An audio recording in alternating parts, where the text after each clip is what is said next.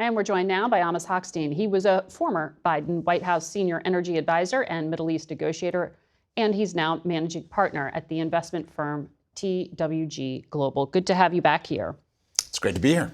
So President Trump said current gas prices are not very high, but regular gas costs are average like $4.05 a gallon. Last time we saw that was under the Biden administration when Russia invaded Ukraine. So if you were advising President Trump today, how do you make sure this spike isn't long lasting? Well, we're at over $4 now because we have a real disruption. In the Russian invasion of Ukraine, we had a concern of a disruption that never actually happened, and it went all the way up to $5. For the president right now, any continued duration of closure of the Straits of Hormuz will have to have a spike in prices. When you have an energy crisis like the Strait of Hormuz, it's very slow moving, and then it's like falling off a cliff. Because when you close the straits, the world still has all the tankers that were on the water before. And that could take 25, 30 days to get to their destination. But right now, there are no tankers on the road, on the seas to Asia and to Europe. So we're getting to the point now where certain countries no longer have any fuel, no longer have jet fuel. Now, those are poor countries and now middle-income countries. But that eventually comes to the U.S. So he's got a couple of weeks before this can go much higher. But he's got to get a deal quickly. He's got to get a deal quickly. So because we are seeing all these economies get hit, I mean, in Europe, they're saying jet fuel is only a few weeks. There's only 6 weeks left or so.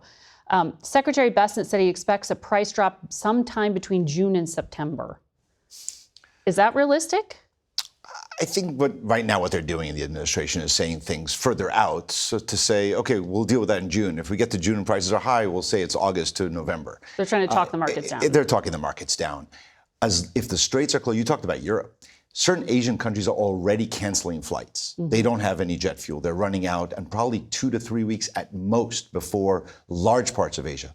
But remember, Margaret, when a plane leaves the United States, they can't take jet fuel with them. The administration's been saying, we have plenty in the U.S. Great, but if you leave the U.S. and there is no jet fuel on the other side. So what happens is the fuel surcharges that Americans are going to see, that are already starting to see, and ahead of Memorial Day in the summer, tickets are going to be very expensive. When jet fuel is expensive in the rest of the world, it is also expensive here.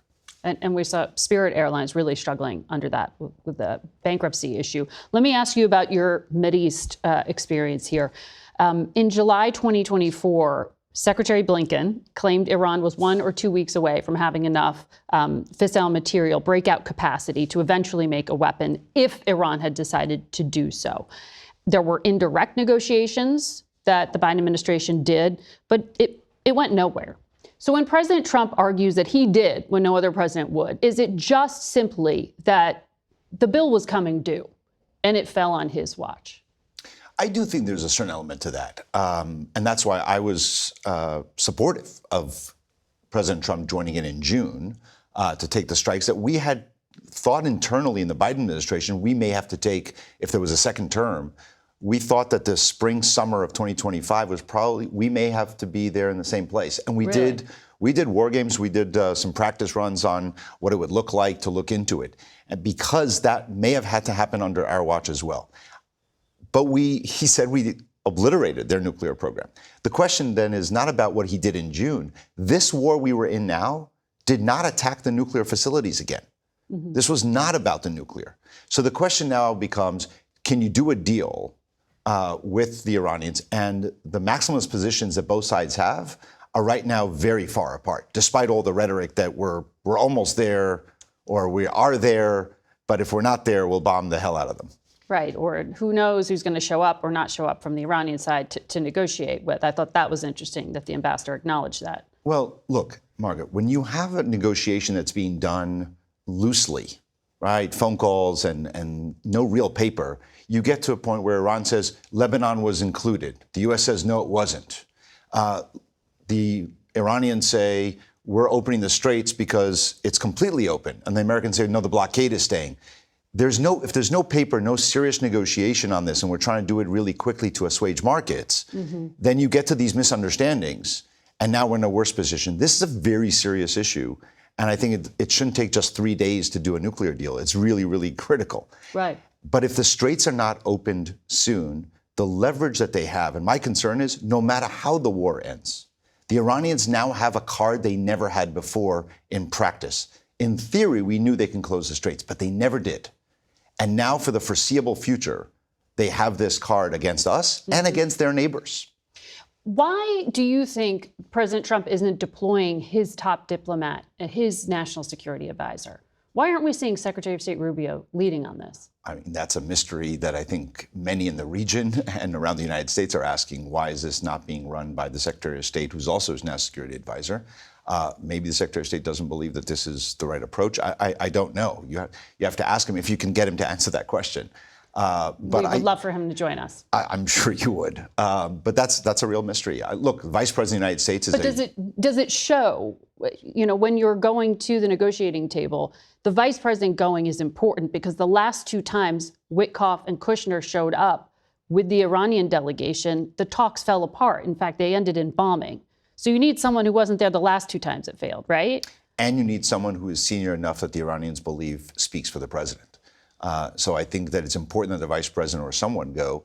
I think it would have been great if we can get to a point where we have preparatory talks and you send the vice president at the end of the process in order to break the logjam. Stay with us, if you would. I do have to take a break, but I have more to finish on this topic with you, Amos. We'll be right back with a lot more Face the Nation. Stay with us.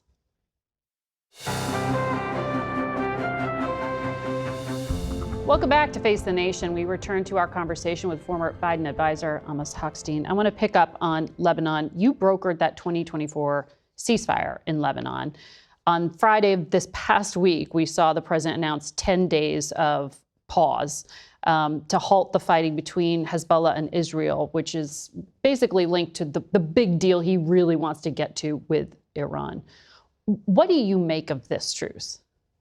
So a few things. One, I'm glad to see that the fire is halted, even if it's a pause.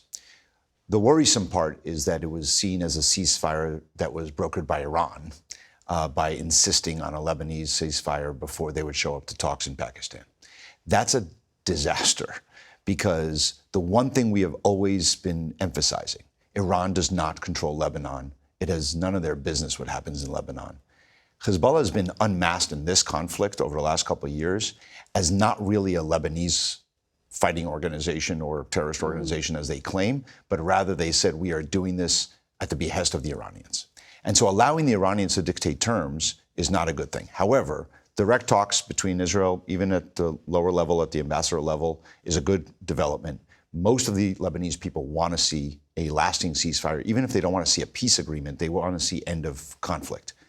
But we have to have a serious effort here. There's such a great moment of opportunity. It will not be a moment of opportunity if Israel is occupying a significant part of Lebanon to reestablish a buffer zone. That won't work because ultimately that will help Hezbollah reestablish its political footing and their narrative. So we have to get to the table, make sure Israel withdraws from Lebanon, stop the fighting, and give the actual help to Lebanon to disarm Hezbollah. They cannot do it on their own. Ambassador Waltz on that. Can they do that? And to be clear, the Israelis have said not only that they're going to stay in southern Lebanon, but also take some of the territory that they had seized after Assad fell in Syria. So it's a serious negotiation that has to take place. This is a tactical victory for Israel that will lead, once again, an overreach that will lead them to lose more ground. I want to ask you, as a Democrat, there was this extraordinary vote this past week in the Senate. 40 Senate Democrats tried to block a U.S. weapons sale to Israel. And that adds to this growing rift we have seen between your party and Benjamin Netanyahu. Do you think Democrats are going to come to regret this break in the alliance? So I hope that it's not a break in the alliance. I think what it really demonstrates is for the last several years, Prime Minister Netanyahu has sacrificed Israel's interests in the United States. The most important asset Israel has is not its military or its intelligence. It's the special relationship with the United States that has been bipartisan for so many decades. He has destroyed that because he has decided to become not just part of the Republican Party, but he's decided to become just an appendage of Donald Trump. And so every Democrat now sees if you want to be Trump, great. If we're anti-Trump, then by de facto, we are against you. I think this has a lot to do with Bibi Netanyahu and his extremist right-wing government, and not to do with Israel. Look, you have half of Israel is voting against Bibi. Yeah. So I think this Democrats should be aligning with Israel, not with Bibi. But I think this is a very big wake-up call this week, that vote. Significant vote. Amos, thank you for your insights. And we're going to turn now to Pope Leo XIV, who has spent the last week traveling through Africa. This morning, he praised the temporary ceasefire in Lebanon as a reason for hope, encouraging leaders to seek a more permanent peace. But much of his tour has been marred by these tense exchanges with President Trump, and now the Pope says some of his remarks have been misinterpreted. CBS foreign correspondent Chris Livesay has more. Its nickname is Shepherd 1. But this week, the papal plane has been ground zero of a clash with the Trump administration that's overshadowed a papal trip. The Pope is now clarifying his primary mission is to preach peace to the people of Africa, not the President of the United States. There's been a certain narrative that has not been accurate in all of its aspects, but because of the political situation created when on the first day of the trip, the President of the United States made some comments about myself. Instead, he's trying to keep the focus on the people he came to see. In Cameroon, where a separatist conflict has killed thousands and displaced more than 500,000, the pontiff proclaimed, "The world is being ravaged by a handful of tyrants. Woe to those who manipulate religion in the very name of God for their own military, economic, or political gain, dragging that which is sacred into darkness and filth." The Pope now tells us that the speech was written 2 weeks ago, before President Trump first lashed out on Truth Social over their differences on the Iran war. And yet, as it happens, it was looked at as if I was trying to debate, again, the president, which is not my interest at all. The Pope's first stop in Africa was Algeria, once home to St. Augustine, a key architect of Catholic doctrine for determining if a war is just. Hours after the Pope's visit there, Vice President Vance challenged the leader of the Catholic Church over his anti-war statements and questioned his grasp of the doctrine itself. I think it's very, very important for the Pope to be careful when he talks about matters of theology. Last night, the vice president thanked the pontiff for saying he did not want to debate the president while acknowledging real disagreements. Today, the Pope is celebrating his first Mass in Angola. Later today, he'll travel to a church where Catholic priests once baptized slaves before they were shipped off to the Americas. That was our Chris Livesay reporting from Angola. And we'll be right back. We turn now to former U.S. Surgeon General Dr. Jerome Adams, who joins us this morning from Indianapolis. Good to have you back, Doctor. The country has been without a Senate-confirmed CDC director since Secretary Kennedy fired Dr. Menares just a month into her term. But this past week, the president nominated Dr. Erica Schwartz to lead the CDC. I know she worked as your deputy Surgeon General. Do you see this as a deliberate choice by the White House to pick someone who actually does support vaccines? Well, absolutely. And again, we've talked in the past about the fact that the Fabrizio and Ward poll showed that Republicans were going to pay in the midterm elections if they continued on an anti-vaccine push. But I want to say Dr. Schwartz is a home run pick. She has an MD, a JD, and an MPH, and more than 2 decades of public service in the Coast Guard, where she was chief medical officer, and in the public health service, as you mentioned, which she retired from as a rear admiral. And it's why I personally selected her to be my deputy surgeon general. Do you have concerns that she will be able to, conduct herself without political interference? Well, it's a great and it's a fair question, Margaret. I'd say she is objectively the most qualified health nominee we've seen from this administration so far. And I want to give the president and senior HHS advisor Chris Klomp credit for tapping her. But that said, my optimism, as yours, comes with a healthy dose of caution about the environment around Dr. Schwartz. We've seen this before, as you mentioned, with Susan Menares. And just last week, the acting CDC director held back an MMWR report showing COVID vaccines reduced ER visits in healthy adults this winter. Further, Dr. Swartz still has to get through Senate confirmation, where she will clearly be pitted against RFK on vaccines.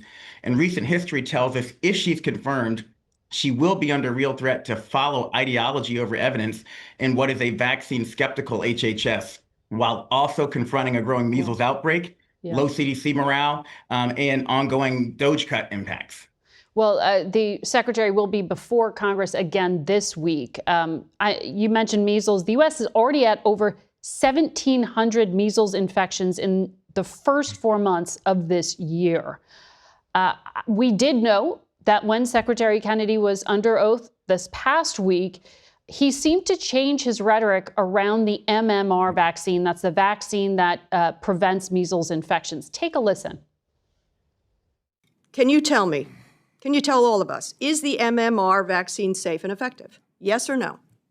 The MMR vaccine? Yes or no? Yes. Thank you. It's safe for most people. Can you agree that getting the vaccine is a lot safer than getting measles? Yes. So that was a qualified response, but it was still an endorsement, it seemed. Is he persuaded by the evidence, do you think? Well, he also acknowledged under oath it was possible vaccination could have saved the life of a child who died in the recent Texas outbreak. So these statements represent his strongest public endorsement of the measles vaccine to date. Not coincidentally, as you mentioned, this tepid support comes after reports the White House has instructed him to stop talking negatively about vaccines and ahead of midterms. But the qualified and tempered answer he gave, it still risks, Margaret, sending mixed messages at a time when we're facing our worst measles resurgence in decades, falling vaccination rates, preventable outbreaks, incurring millions in state and local costs, and thousands of days of school missed. Yeah, and I know that CDC data shows that the vaccination rate has been sliding. I did know that this one exchange that I also want to play for you here, because the secretary was asked a few times about past statements both he and the president of the United States have made linking Tylenol use in pregnant women to autism in their children. A Republican lawmaker, Blake Moore of Utah, told Kennedy that his own 10-year-old son, Winnie, is neurodivergent. And he said that Kennedy's remarks were hurtful. Listen to this. I was underwhelmed with what we ultimately put out. My wife was hurt, and she felt for a split second until she came to her senses, and we talked about this, that there was any way she was responsible. We don't even know if she took Tylenol during her pregnancy, but that was a hurtful moment for her.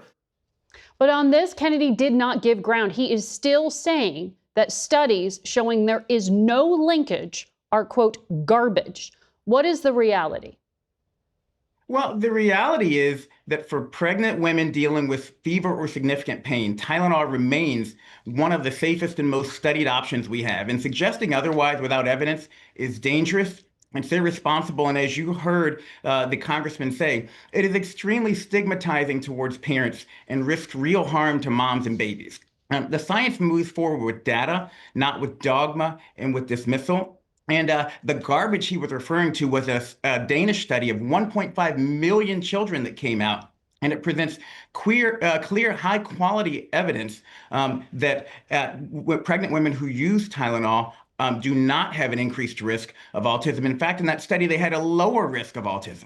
Mm-hmm. I want to ask you about what the president announced yesterday in the Oval Office. He was surrounded by podcaster Joe Rogan, a number of Navy SEALs, and he said he wants to boost federal research into psychedelic drugs and make them more available. Specifically, they were touting this one drug, Ibogaine, I believe is how you say it. Correct. What do Americans need to know about this particular drug and the uses of it? Well, first of all, almost 15 million Americans experience serious mental illness every year. And among veterans, that burden is about 1 in 4. So it's clear we do have to accelerate rigorous evidence-based research into promising treatments. Early studies of psychedelics such as Ibogaine and psilocybin have shown potential for rapid improvements in symptoms and functioning in treatment-resistant cases. So yesterday's executive order, it directs $50 million in research funding, instructs the FDA to prioritize reviews for vouchers for breakthrough therapy, and directs the FDA and DEA to ease barriers under right to try. Also importantly, it maintains full FDA and DEA oversight, so it's not legalization or reclassification of psychedelics. But the content, while reasonable, what was overshadowed by the rollout, as you mentioned, with Joe Rogan, it was a spectacle resembling a WWE promotion. And people such as Kevin Sabat actually have said, well, this actually overshadows the substance that we've seen and what I think could be a productive EO. Okay. Executive order. All right. Thank you there, Dr. Adams. Always good to get your insights. We'll be right back. We're joined now by Eric Holder, who served as Attorney General under former President Obama. Good to have you here. Good to be here.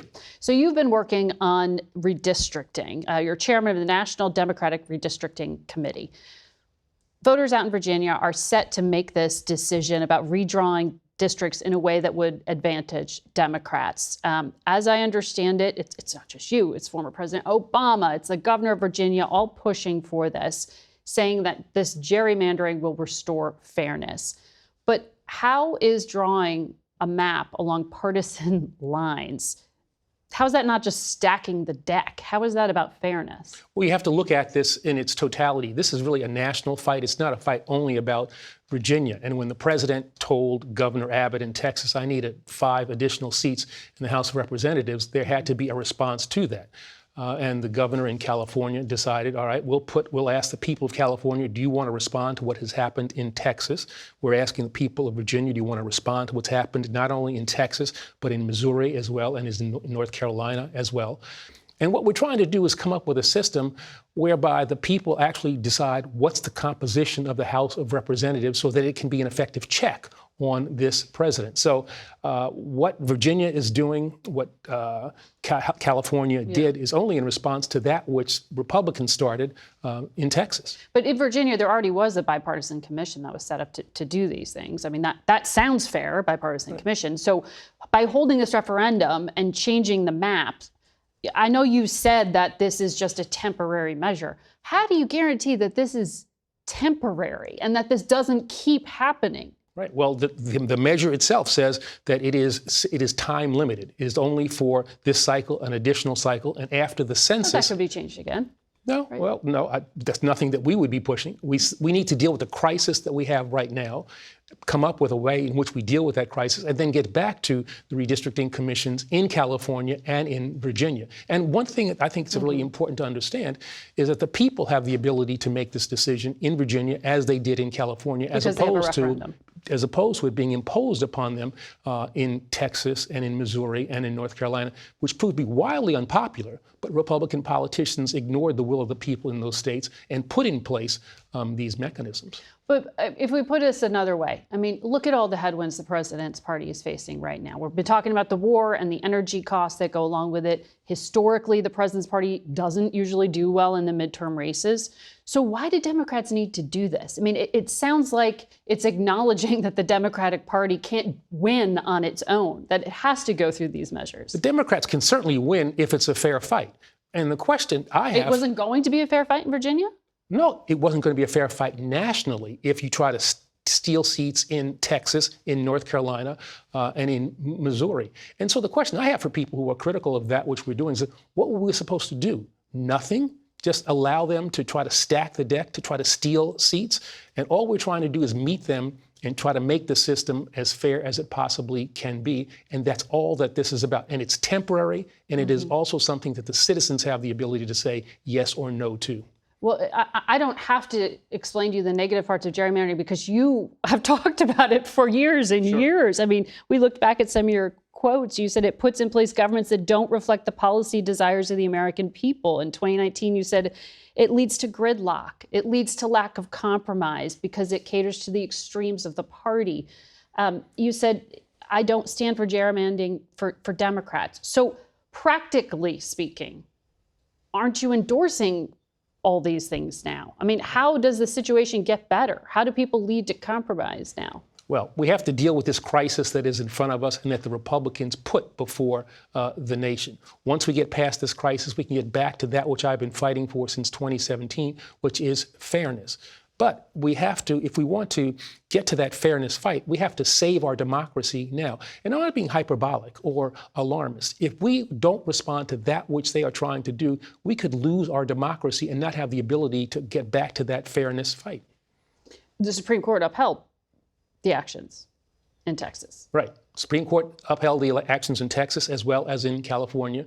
But you still think it's illegal, basically? I think it's inappropriate. And hopefully the next time we have a new Democratic president and control both the House and the Senate, I hope we'll pass federal legislation that will ban partisan gerrymandering just outright and just do away with this altogether. So even if this is a short-term measure, there are some, specifically in the state of Virginia, who have concerns about what happens near term.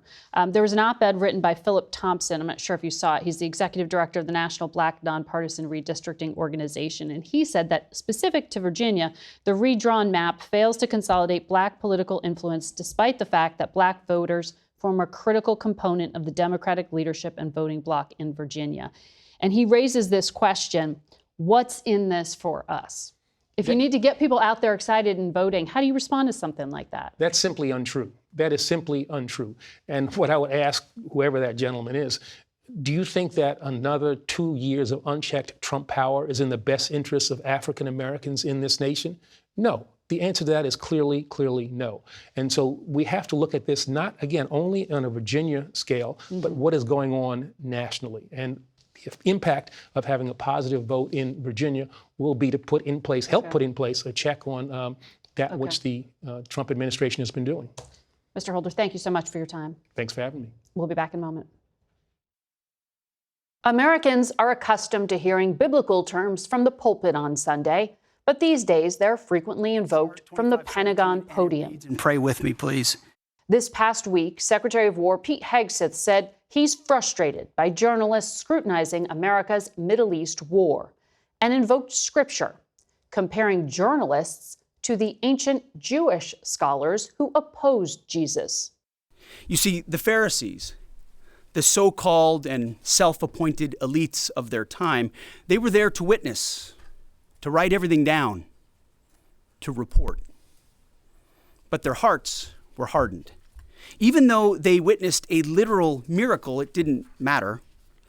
They were only there to explain away the goodness in pursuit of their agenda. As the passage ends, the Pharisees went out and immediately held counsel against him, how to destroy him. I sat there in church and I thought, our press are just like these Pharisees. Not all of you, but the legacy Trump-hating press. Your politically motivated animus for President Trump nearly completely blinds you from the brilliance of our American warriors. The Pharisees scrutinized every good act in order to find a violation, only looking for the negative. Hegseth called it unpatriotic and said it's hard to figure out what side some of the press are on. But what side are journalists supposed to be on? Recently, federal judge Paul Friedman invoked a Supreme Court opinion that the press is meant to, quote, serve the governed, not the governors, when he twice ruled Hegseth's new Pentagon press restrictions to be unconstitutional. As he put it, quote, the curtailment of First Amendment rights is dangerous at any time, and even more so in a time of war. He cited the First Amendment. Congress shall make no law respecting an establishment of religion, nor abridging freedom of speech or of the press. That's it for us today. Thank you all for watching. Until next week. For Face the Nation, I'm Margaret Brennan.